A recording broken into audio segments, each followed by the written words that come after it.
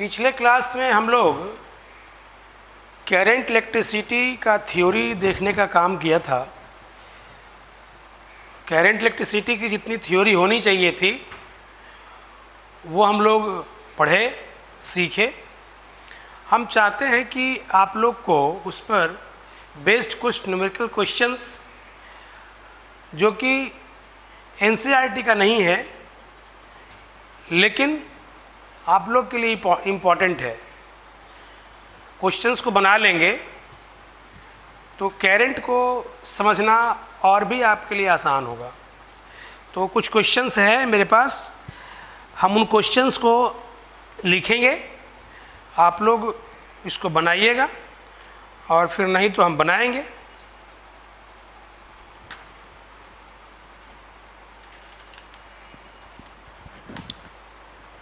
ये क्वेश्चंस कहता है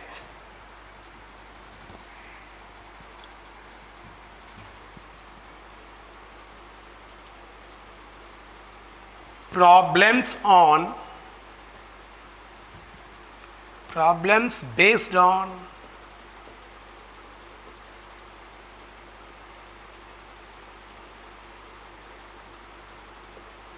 current electricity। पहला क्वेश्चन है, in a given time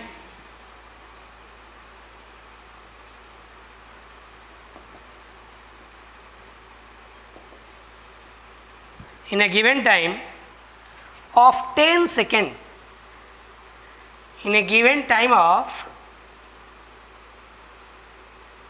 10 second 40 electrons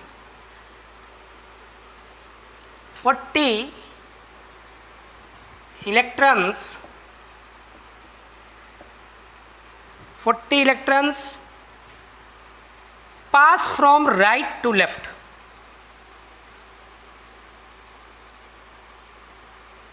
pass from right to left in the same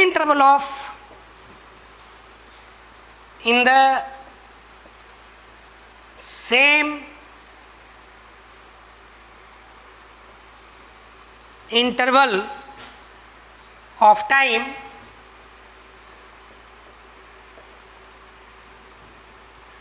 40 protons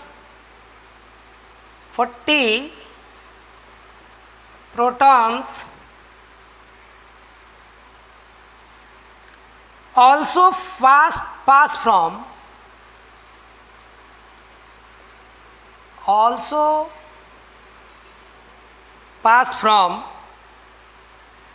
left to right,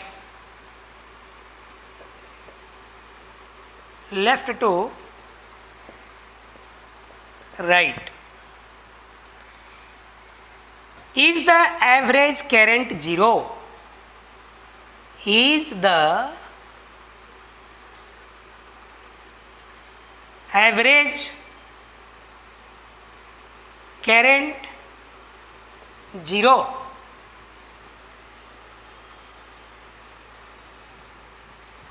Is the average current zero? Sign of interrogation. If not, अगर नहीं, then find the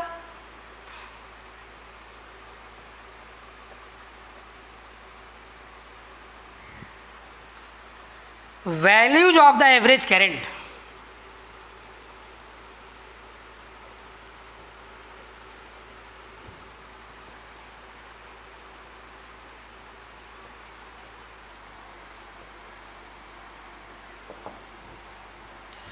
ये हमारा सवाल है और बहुत ही आसान सवाल है। आसान के साथ साथ थोड़ा सा कॉन्सेप्चुअल इसलिए है कि ये जो हमने करंट को पढ़ाया था कि अलग अलग सिचुएशंस में चार्ज कैरियर जो होता है वो अलग अलग होता है। हमने बताया था कि अगर कंडक्टर हो तो वहां पे चार्ज कैरियर फ्री इलेक्ट्रॉन्स होता है। सेमीकंडक्टर हो तो वहां पे charge carrier positive and semiconductor हो तो वहां पे charge carrier electrons and holes होता है।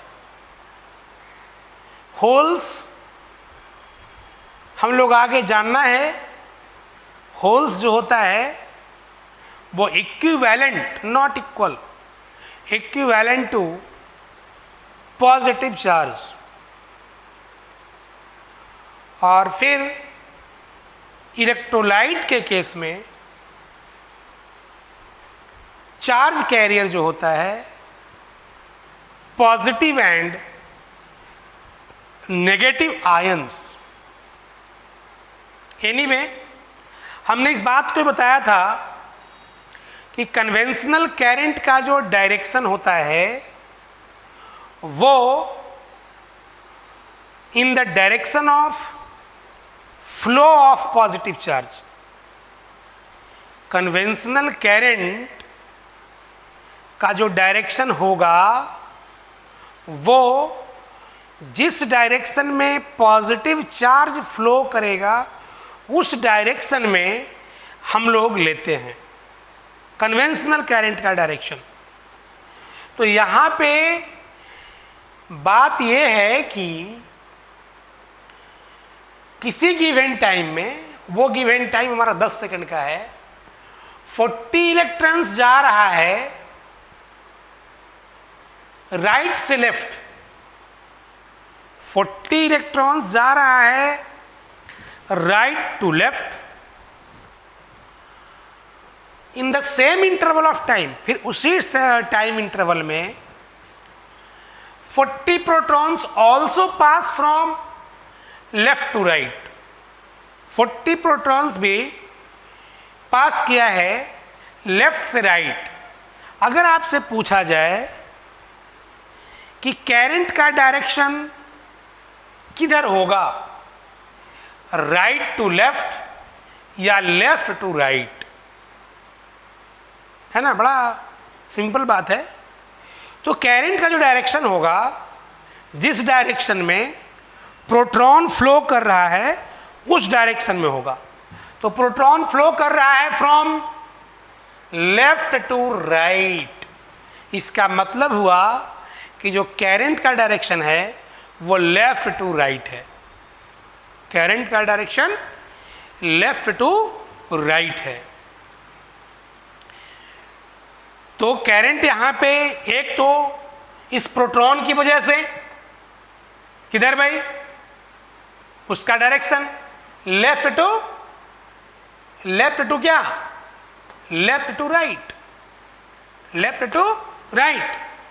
अब हम लोग सोचेंगे कि प्रोटॉन की वजह से जो करंट है वो लेफ्ट टू राइट जा रहा है। अब देखेंगे इलेक्ट्रॉन की वजह से। तो इलेक्ट्रॉन की वजह से भी चार्ज, चूंकि इलेक्ट्रॉन चार्ज है, फ्लो कर रहा है, तो उसकी वजह से भी करंट होगा। लेकिन जो करंट होगा उसका डायरेक्शन, तो इलेक्ट्रॉन फ्लो कर रहा है उसके डायरेक्शन से हमको कोई मतलब नहीं है। जिस डायरेक्शन में प्रोटॉन फ्लो करेगा, तो हम लोग मानते हैं कि जिस डायरेक्शन में इलेक्ट्रॉन फ्लो कर रहा है उसके अपोजिट क्या कर रहा है, प्रोटॉन फ्लो कर रहा है। तो फिर इसकी वजह से भी, इलेक्ट्रॉन की वजह से भी जो करंट होगा वो फ्लो करेगा फ्रॉम लेफ्ट टू राइट। तो यहाँ अगर एवरेज करंट की बात करें तो प्रोटॉन की वजह से भी करंट का direction from left to right, electron की वजह से भी करंट का direction from left to right. हम लोग जोड़ेंगे, क्योंकि करंट स्केलर क्वांटिटी है, अगर इसको हम लोग जोड़ते हैं, ऐड करते हैं, तो सिंपल अलजेब्रा का इस्तेमाल करेंगे और तब जो एवरेज करंट होगा वो हमारा 0 नहीं आएगा। मीन्स यहाँ पे हम लोग कह सकते हैं कि एवरेज करंट जो होगा वो 0 नहीं होगा। जो पूछ रहा है कि इज द एवरेज करंट 0, बोलेंगे no.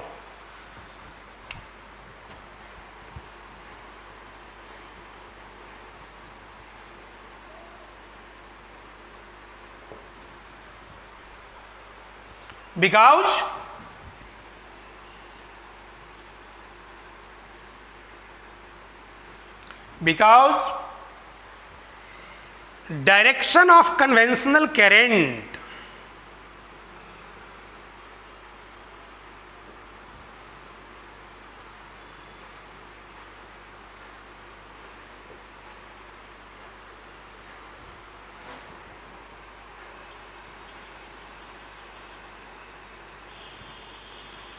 is in the direction of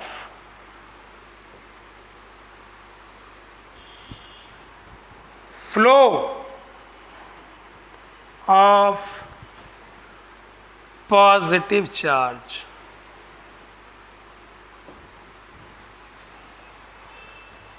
अब अगर 0 नहीं है तो उसका वैल्यू निकालना है, तो हम निकाल लेंगे। करंट, ये जो करंट निकलेगा मुझे वो एवरेज करंट निकलेगा, चाहे वो इलेक्ट्रॉन फ्लो की वजह से निकले या फिर प्रोटॉन फ्लो की वजह से। क्योंकि टाइम का जो इंटरवल है वो अच्छा खासा है, 10 सेकेंड है। जब 10 सेकेंड टाइम का इंटरवल है तो करंट जो निकलेगा वो एवरेज करंट निकलेगा, इंस्टेंटेनियस करंट नहीं निकलेगा। तो एवरेज करंट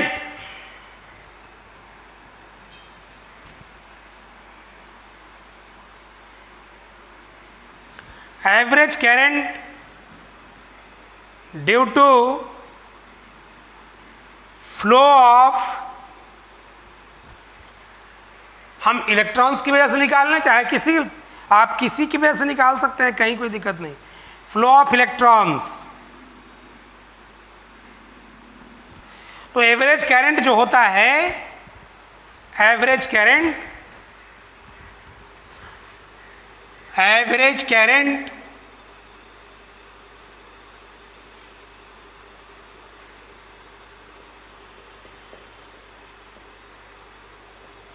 बराबर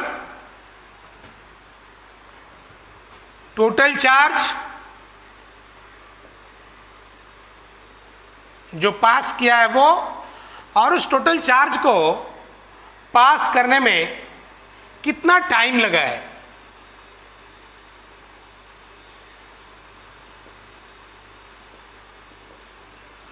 अगर हम टोटल चार्ज को डेल्टा क्यू से रिप्रेजेंट कर दें और टोटल टाइम को डेल्टा टी से रिप्रेजेंट कर दें, एवरेज करंट होगा वो कितना आएगा, तो डेल्टा क्यू, प्रोटॉन कितना है तो 40 प्रोटॉन्स, सॉरी इलेक्ट्रॉन्स कितना है तो 40 इलेक्ट्रॉन्स है, तो 40 electrons multiply e divide by 10। ई क्यों, चूंकि डेल्टा क्यू बराबर n इंटू ई, और n का मतलब 40 इलेक्ट्रॉन्स और E का मतलब चार्ज ऑन इलेक्ट्रॉन्स। जो IA भी होगा हमारा वो 4E एम्पियर, ये कट जाएगा तो हमारा 4E एम्पियर आएगा। Again average current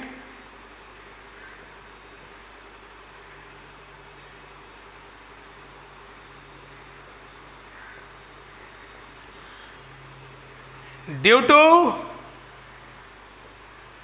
the flow of protons IAB equal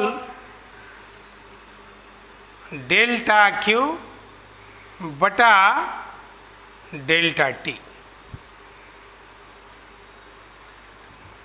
delta Q कितना हो जाएगा? तो Q delta Q equal to Q बराबर N इंटू E, तो 40 मल्टीप्लाई E बाई 10, ये कितना आ गया भाई? 4E। Total 4E ampere, total average current due to flow of electrons and protons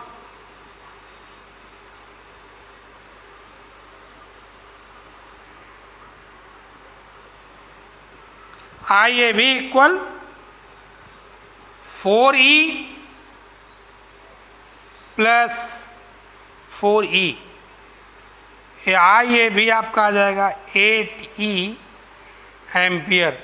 आप इसको लिख सकते हैं बड़ा सिंपल तरीके से, 8 मल्टीप्लाई 1.6 इंटू 10⁻⁻19 एम्पियर। आप इसको कैलकुलेट कर लीजिएगा, कहीं कोई दिक्कत नहीं आएगा। तो ये हमारा पहला क्वेश्चन का सॉल्यूशन होगा। अब आप नेक्स्ट दूसरा क्वेश्चन देखें। 4/8 second,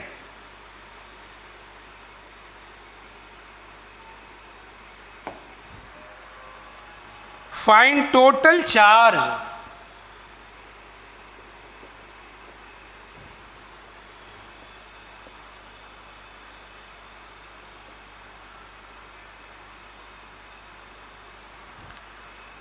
find total charge flowing through the wire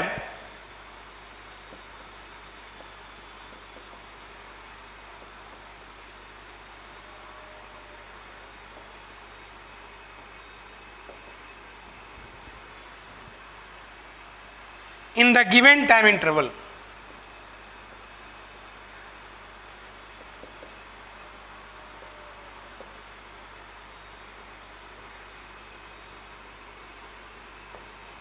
in the given time interval।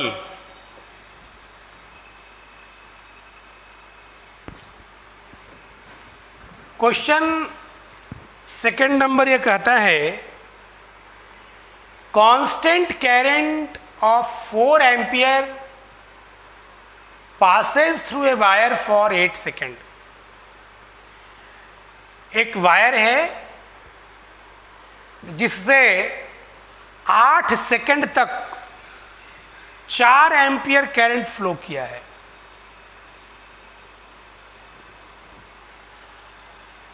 कहता है कि आप क्या करो कि उस वायर से हो करके कितना चार्ज पास कर चुका है, कितना चार्ज पास कर चुका है। तो यहां पे जो हमारा इंफॉर्मेशन है वो एवरेज करंट का वैल्यू दिया हुआ है 4 एम्पियर।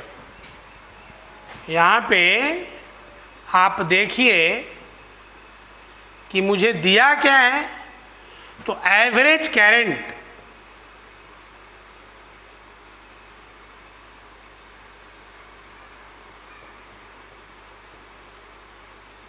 का वैल्यू दे दिया है, कितना है? 4 एम्पियर। ये जो करंट है पास किया है किसी कंडक्टर से, इसका टाइम भी दिया हुआ है 8 सेकेंड। अब आप एवरेज करंट का फॉर्मूला अप्लाई कीजिए। चार्ज पूछ रहा है, डेल्टा क्यू पूछ रहा है,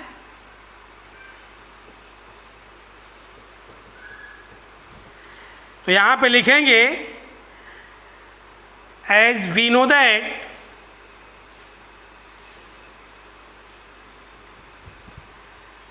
एवरेज करंट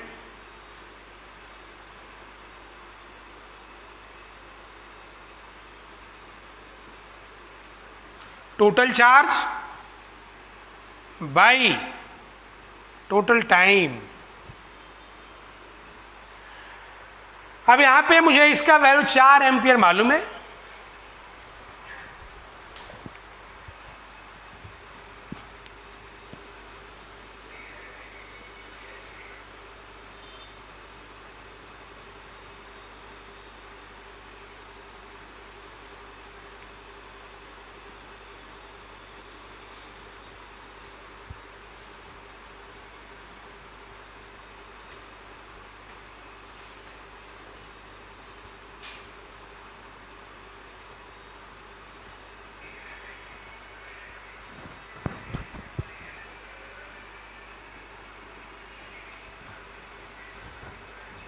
फोर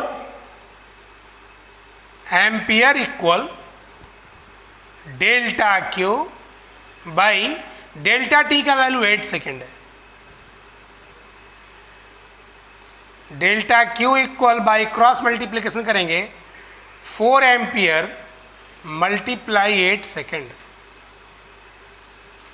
ये डेल्टा क्यू आ जाएगा 32 एम्पियर सेकेंड। इसको लिख सकते डेल्टा क्यू का मतलब 32 coulomb.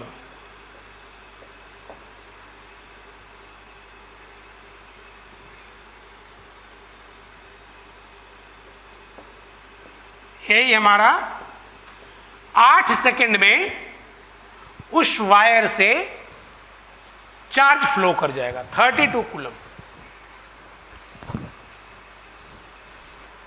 A wire carries a current of 2 ampere.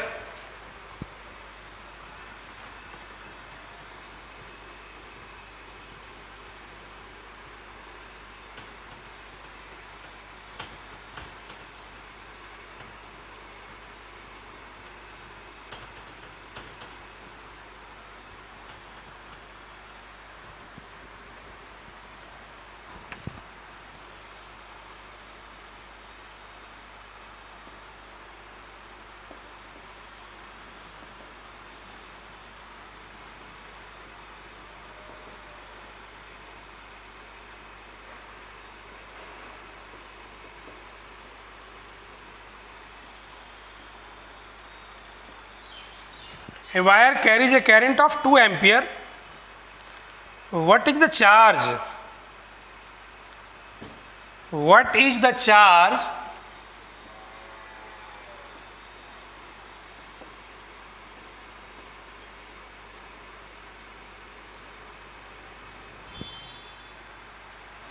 flowed through the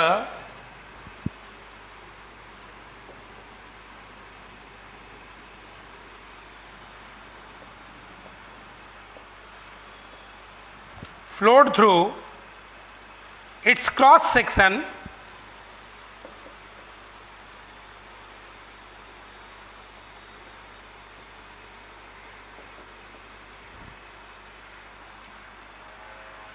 in 1 second?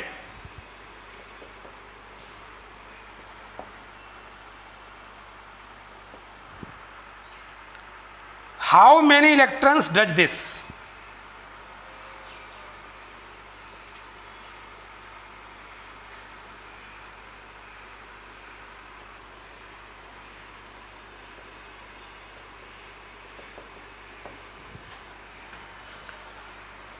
एक वायर है, उसमें करंट जो फ्लो कर रहा है 2 एम्पियर का।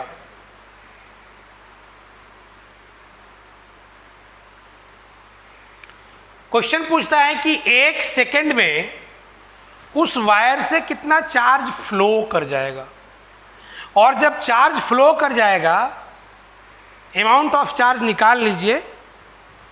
उसके बाद फिर कहता है कि वो जो चार्ज फ्लो किया उस चार्ज के लिए कितने इलेक्ट्रॉन की आवश्यकता होगी, मतलब वो कितना इलेक्ट्रॉन पास किया।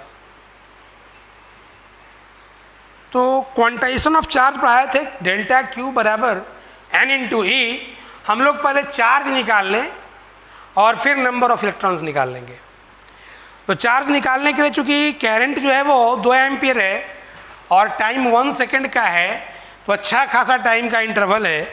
तो यहाँ पे हम लोग एवरेज करंट दिया हुआ है और टाइम दिया हुआ है, एवरेज करंट भी दिया हुआ है और टाइम भी दिया हुआ है।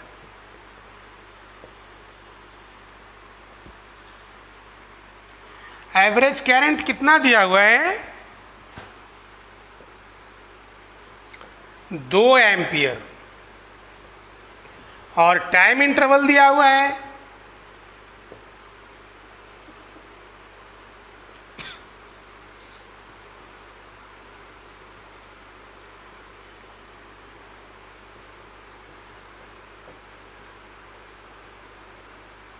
1 सेकेंड। डेल्टा क्यू मुझे पूछ रहा है, हम लोग वही जो फॉर्मूला है एवरेज करंट का, डेल्टा क्यू बटा डेल्टा टी लगाएंगे और एवरेज करंट यहाँ से हमारा मालूम है 2 एम्पियर, डेल्टा क्यू मुझे फाइंड आउट करना है और ये हमारा 1 सेकेंड है। डेल्टा क्यू का वैल्यू आ जाएगा 2 कूलम्ब। अब यहां पूछ रहा है कि how many electrons does this, तो इसमें कितना इलेक्ट्रॉन होगा? Using formula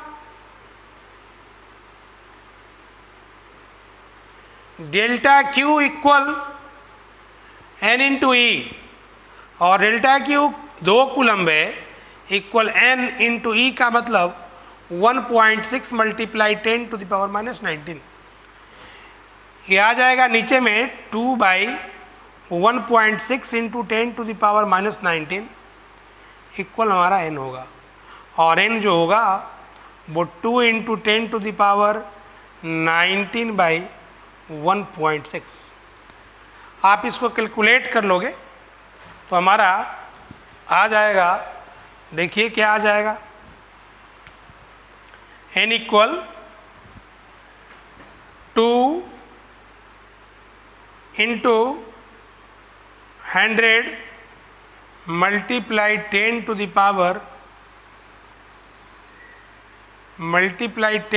power 17 divide by 16, 17 नहीं होगा 18 होगा।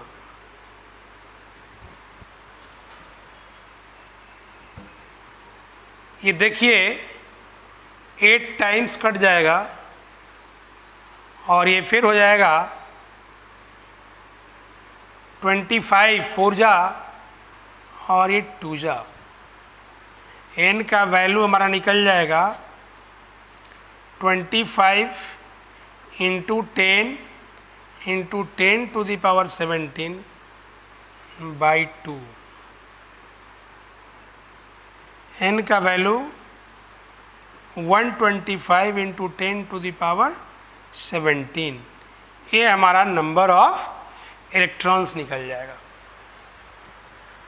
तो देख रहे हैं आपकी बहुत ही आसान क्वेश्चंस करंट इलेक्ट्रिसिटी का होता है। अगर आप थोड़ा सा मेहनत करेंगे तो करंट इलेक्ट्रिसिटी का एक एक सवाल आपसे बन जाएगा। हम लोग और भी क्वेश्चंस बनाते हैं। अभी अगला क्वेश्चन है, a current in a wire, the current in a wire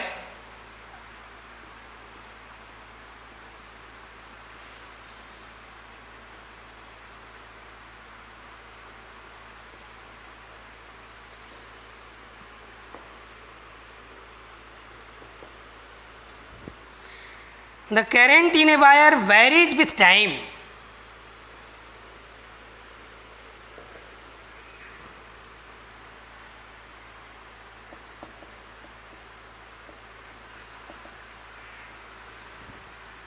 The current in a wire varies with time according to the relation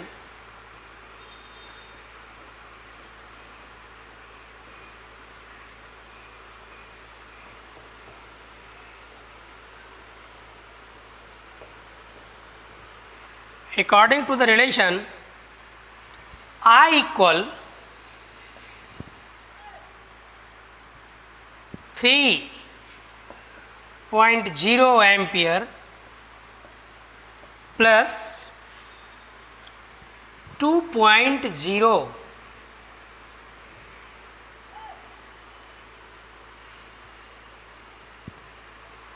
ampere by second. ठीक, पहला क्वेश्चन कहता है इसका how many coulomb of charge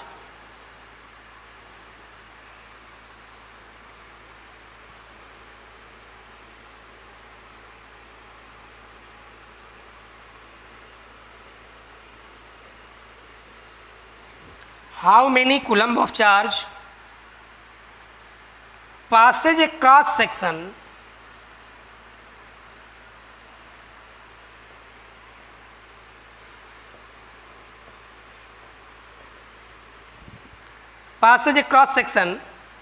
of the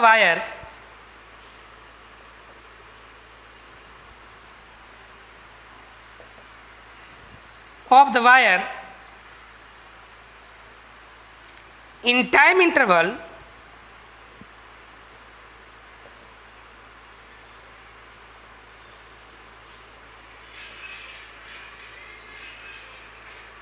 between t equal 0 to t equal 4 second. B है कहता है what constant current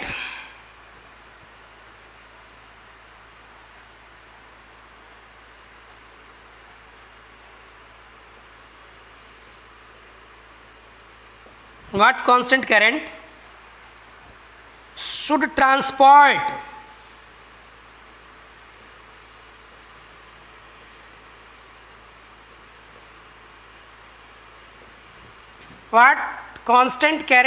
transport the same charge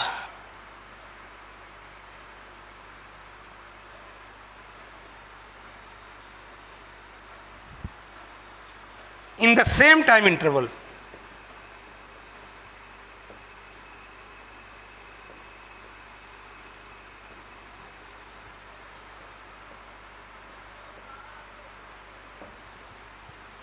यही हमारा क्वेश्चन है।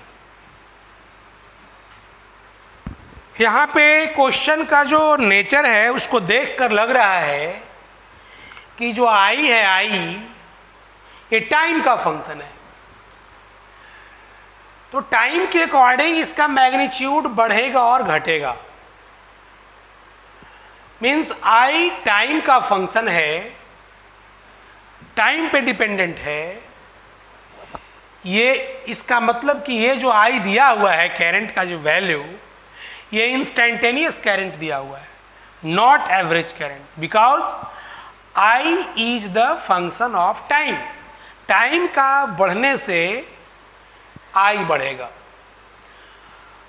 कहता है कि कितना चार्ज पास किया है टाइम इंटरवल 0 से लेकर के 4 सेकंड में। तो यहाँ पे हम लोग एवरेज करंट का कॉन्सेप्ट नहीं लगाएंगे, यहाँ पे हम लोग इंस्टेंटेनियस करंट का कॉन्सेप्ट लगाएंगे। और जो इंस्टेंटेनियस करंट होता है, हमने बताया था, बड़ा ही सिंपल फॉर्मूला था, आई इंस्टेंटेनियस इक्वल डी क्यू बटा डी टी। और यहाँ पे मुझे इंस्टेंटेनियस करंट दिया हुआ है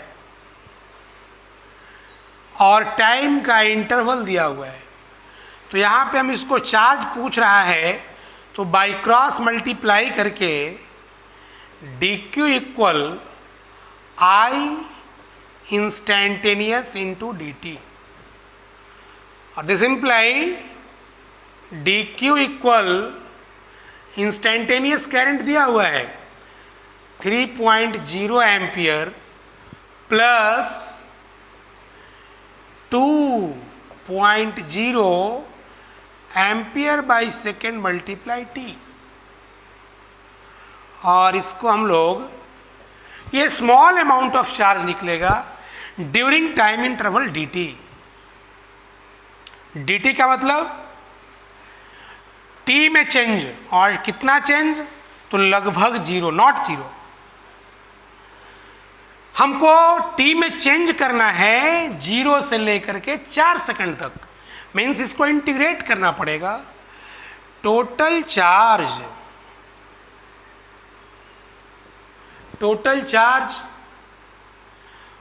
passes through a cross section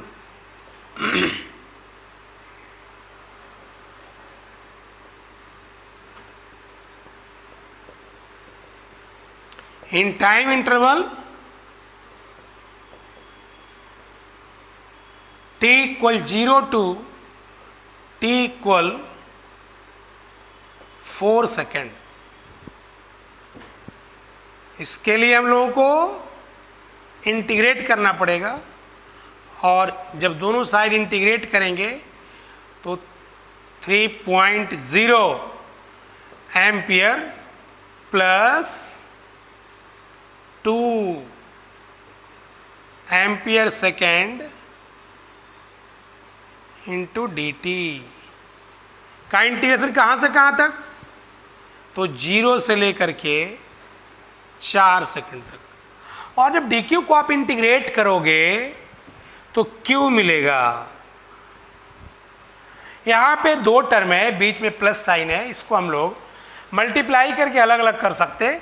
इसको आप लिख सकते 3.0 एम्पियर डी टी 0 से लेके 4 सेकंड तक plus 2.0 ampere by second D T. 1 minute, T छूट गया यहाँ पे,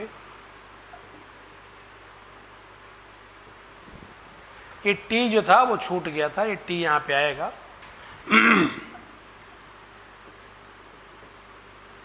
टी डी टी यहाँ पे लिमिट पड़ेगा 0 से लेके कहाँ तक भाई, 4 तक। अब आप इसको इंटीग्रेट करो, ये कांस्टेंट टर्म में बाहर निकल जाएगा, ये 3.0 बाहर निकल जाएगा, ये dt बचेगा, और dt का इंटीग्रेशन कहाँ से कहाँ तक, 0 से 4 तक, प्लस ये बाहर निकल जाएगा 2, अंदर बच जाएगा t dt 0 से लेकर के 4 तक। इसको जब इंटीग्रेट कीजिएगा आप, देखिए क्या आएगा इंटीग्रेशन के बाद, 3 होगा, और dt का t होता है इंटीग्रेशन 0 से लेके 4 तक, प्लस 2 इंटू उसका हो जाएगा t स्क्वायर बाई 2, 0 से लेके 4 तक, ये 2 से 2 कैंसिल आउट। ये q का जो वैल्यू आएगा 3 इंटू 4 माइनस 0 प्लस 4 का स्क्वायर माइनस 0 का स्क्वायर। ये q का वैल्यू आएगा 12 प्लस 16, एक q का वैल्यू आएगा 12 प्लस 16, आप स्क्वायर कर लो तो 6 प्लस 2 8 और 1 प्लस 2 इतना कूलम्ब आएगा। मीन्स 0 से लेकर के 4 सेकंड के बीच उस वायर से 28 कूलम्ब चार्ज फ्लो कर जाएगा। अब अगला सवाल हमसे पूछता है कि जो एवरेज करंट होगा, कांस्टेंट करंट होगा, अगर यही चार्ज और टाइम इंटरवल वही हो तो एवरेज करंट क्या होगा, तो एवरेज करंट के लिए निकाल लेंगे बी का, आई ए भी इक्वल डेल्टा क्यू बटा डेल्टा टी। और ये डेल्टा क्यू मालूम है, डेल्टा क्यू 28 आ चुका है,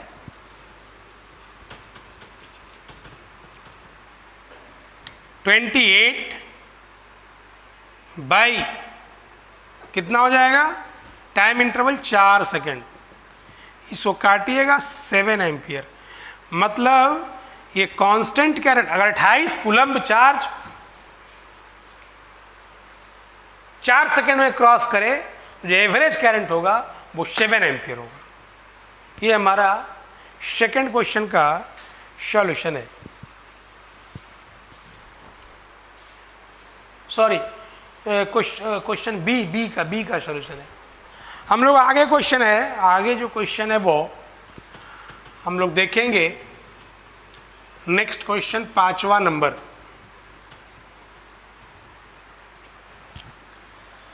question number 5।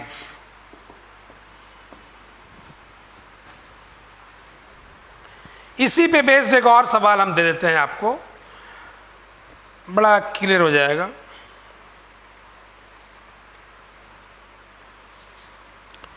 The current through a wire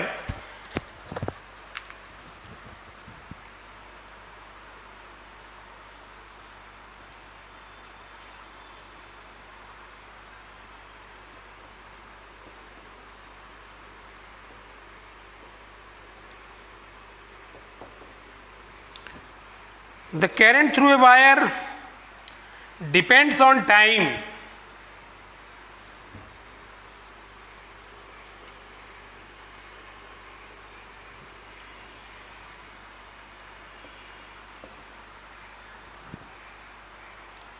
as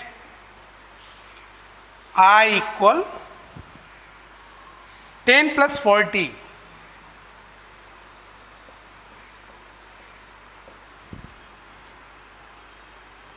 Here I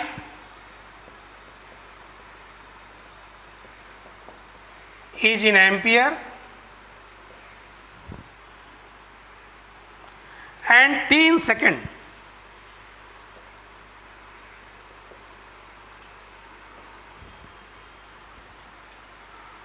Find the charge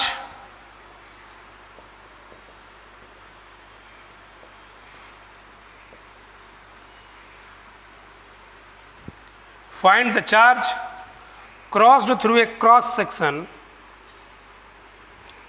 crossed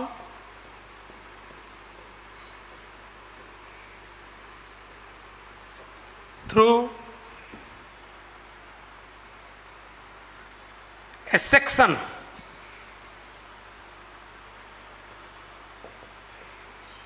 in time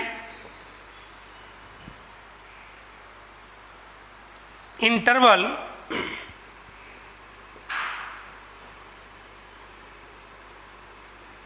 between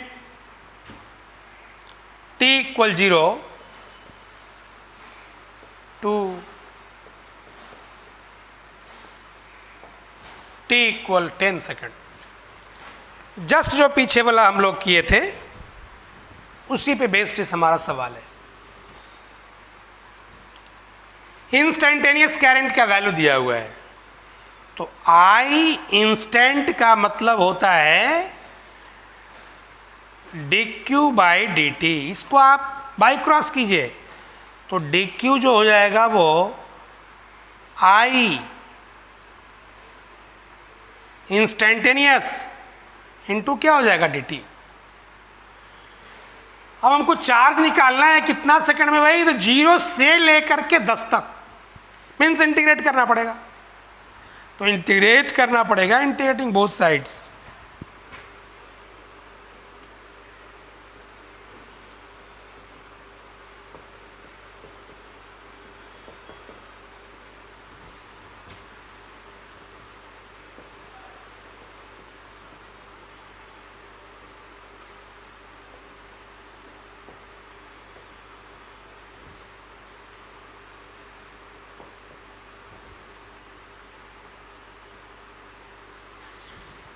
zero से लेकर कहाँ तक, 10 सेकेंड तक। इसको करोगे तो Q आएगा। I का वैल्यू मालूम है 10 प्लस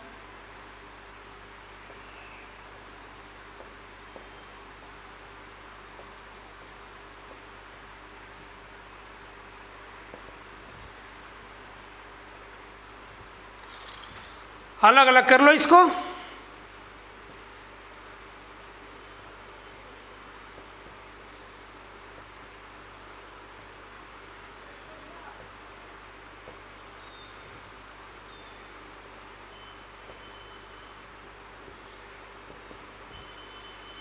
टेन बाहर निकल जाएगा।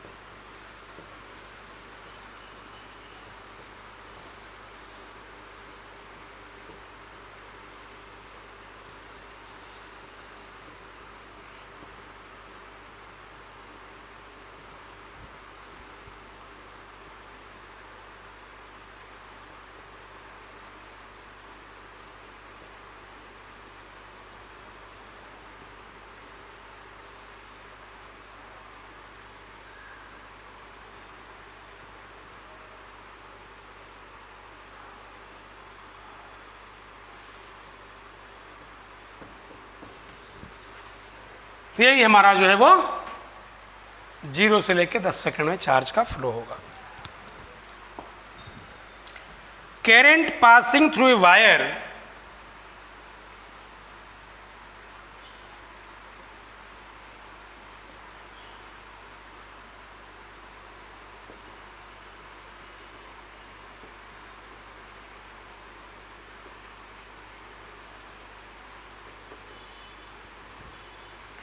current passing through a wire decreases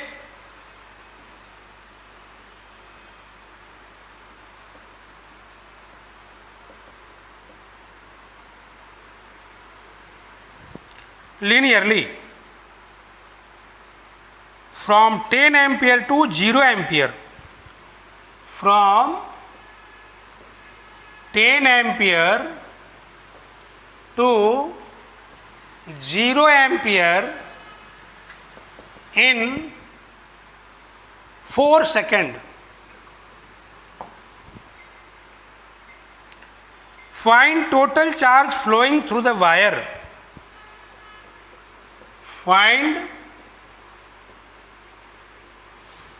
total charge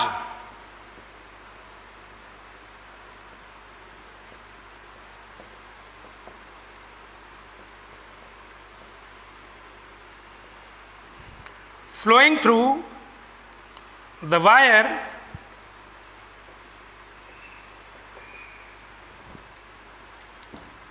in the given time interval.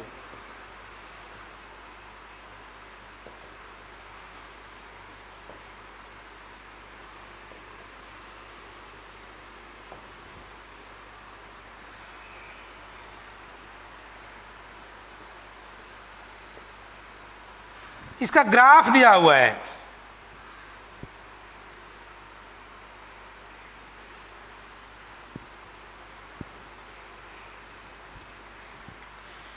ये टाइम एक्सिस है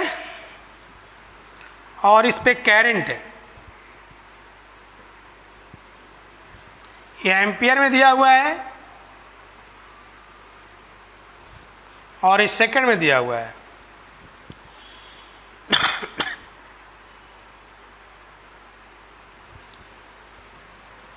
क्वेश्चन कहता है बड़ा सिंपली, आप ग्राफ को देखिए और ग्राफ को देख करके बताइए कि 4 सेकंड में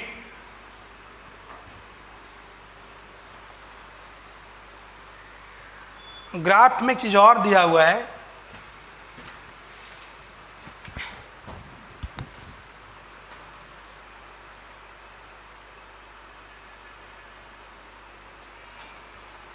ये 10 एम्पियर है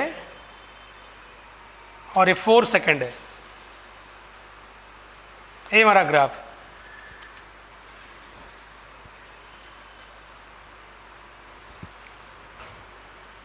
इस ग्राफ को देख करके बताना है कि टाइम इंटरवल 0 से 4 सेकेंड के बीच जो करंट 10 था वो घट के कितना हो गया, 0 हो गया है। जब टाइम 0 था, जिस वक्त स्टार्ट किए थे उस वक्त करंट कितना था भाई, 10 एम्पियर था। लेकिन जैसे जैसे टाइम बढ़ा, इस टाइम पे करंट हमारा ये हो चुका है, ये कुछ इस तरह से आएगा। इस टाइम पे तो करंट हमारा कुछ इस तरह से आएगा। इस टाइम पे तो करंट हमारा ये आएगा। इस टाइम पे तो करंट हमारा ये आएगा। इस टाइम पे तो करंट हमारा ये आएगा। तो चौथा सेकंड पे क्या हो गया है कि करंट 0 हो गया है। ये स्पष्ट है, दिखाई पड़ रहा है ग्राफ से। तो कहता है कि आप क्या करो कि उस 4 सेकंड के दरमियान कितना जो है वो चार्ज फ्लो कर गया है। सिंपल सी बात है। हम लोग पढ़ते हैं कि जो करंट जो घटने का रेट है वो कांस्टेंट नहीं है। एनीवे, तो हम लोग इसको ऐसे देखें, I equal dq by dt लिखते हैं और टोटल चार्ज के लिए यहाँ dq लिख करके I dt करते हैं। इसको इंटीग्रेट करते हैं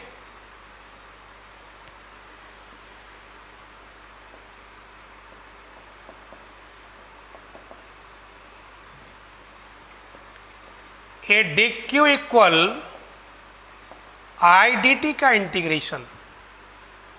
जब इसको आप इंटीग्रेट कीजिएगा तो एक q आएगा और ये रिप्रेजेंट करेगा I इंटू डी टी। इसका मतलब है कि I और टाइम का ग्राफ दिया हुआ है, तो ये इंटीग्रेशन कह रहा है कि एरिया अंडर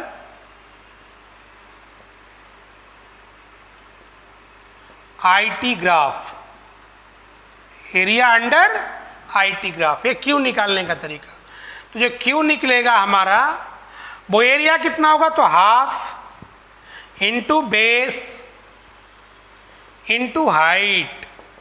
चूंकि ट्रिंगल बना हुआ है तो ये ट्रिंगल का area half into base into height. ये Q equal half into base 4 ले लेंगे तो हाइट यहाँ 10 लेंगे और 2 टू जा 4, ये Q का वैल्यू 20 कूलम्ब आएगा।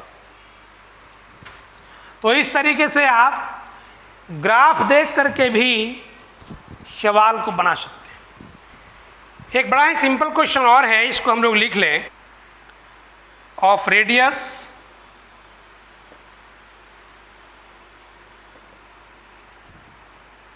.3 into 10 to the power minus 11 meter with a speed of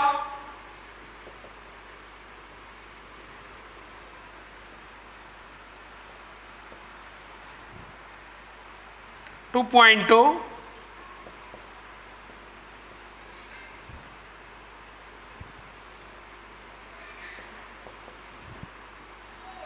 meter per second. Determine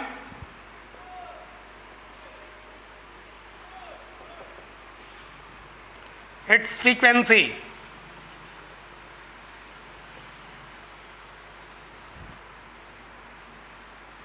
F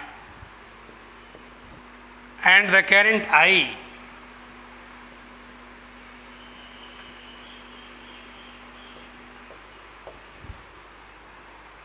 In the orbit.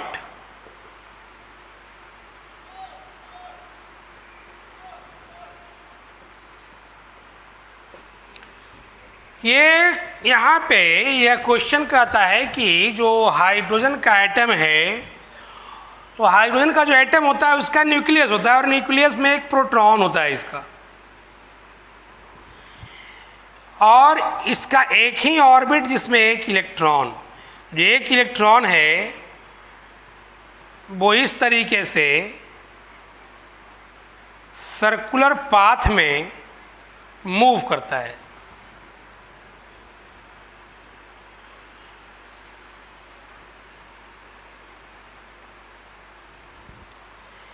जो सर्कुलर पाथ है इसका रेडियस मुझे दिया हुआ है, इस आर का वैल्यू दिया हुआ है। Radius of circular path R equal 5.3 into 10⁻⁻11 metre. इसकी फ्रीक्वेंसी निकालना तो आसान है। फ्रीक्वेंसी का मतलब होता है नंबर ऑफ ऑक्सीलेशंस पर सेकेंड। एक सेकेंड में ये कितना बार घूम जाएगा। तो हम इसको पहले क्या करें कि टाइम पीरियड कैलकुलेट कर लें, जिसको बोलेंगे period of revolution, time period.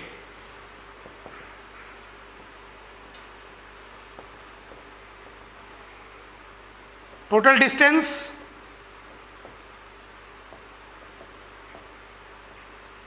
By speed,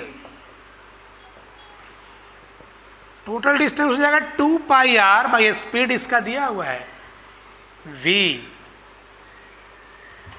ये 2πr 2 इंटू 3.14 इंटू r मुझे मालूम है 5.3 इंटू 10⁻⁻11 डिवाइड बाई v भी मालूम है मुझे 2.2 इंटू 10⁻6।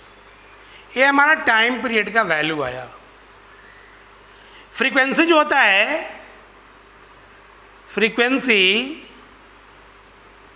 1 टाइम पीरियड होता है, यानी f का वैल्यू 1/t, और जब आप 1/t करेंगे तो ये 1/2.31 2 मल्टीप्लाई 3.14 मल्टीप्लाई 5 इंटू ऐसा कुछ, और ये जाएगा ऊपर मल्टीप्लाई 2.2 इंटू 10⁻6। ये हमारा फ्रीक्वेंसी आएगा और ये हर्ट्ज में आ जाएगा। अब फ्रीक्वेंसी निकल चुका, अब कहता है कि इस ऑर्बिट में कितना करंट होगा। तो मान लो कि इसका इलेक्ट्रॉन जो रिवॉल्व कर रहा है वो एंटी क्लॉकवाइज, तो करंट किधर होगा? क्लॉकवाइज। कितना होगा? तो कितना होगा, बड़ा सिंपल तरीका है निकालने का। आप आई निकाल लीजिए। करंट इक्वल टू होता है Q/T। I equal Q/T। I Q मतलब हमारा इलेक्ट्रॉन है और T का मतलब ऐसा, I equal to E into 1/T, और 1/T होता है टाइम पीरियड। ये I equal E into frequency, और E का वैल्यू 1.6 इंटू 10⁻⁻19 गुना फ्रीक्वेंसी मुझे मालूम है 2.2 into 10⁻6 divide by 2 into 3.14 into 5.3 into 10⁻⁻11 -11, ये हमारा एम्पियर हो जाएगा। इतना एम्पियर करंट फ्लो। इसको मल्टीप्लाई कर लीजिएगा, आपका आंसर निकल जाएगा।